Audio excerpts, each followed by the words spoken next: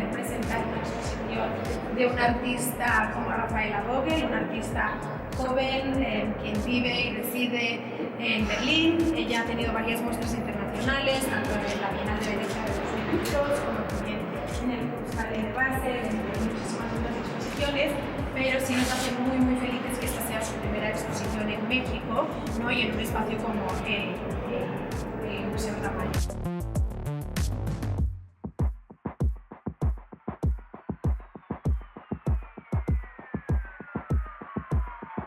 I made the installation for here, that you said, we understood, and it's a new production, produced it in a bronze workshop here close to Nuremberg. And for me it was a longer process. We started 1.5 years ago, also for practical reasons, because it's a very expensive shipping always, no?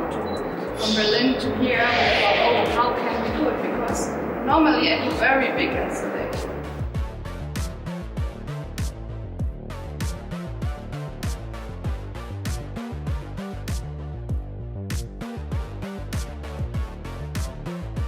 Gobierno de México.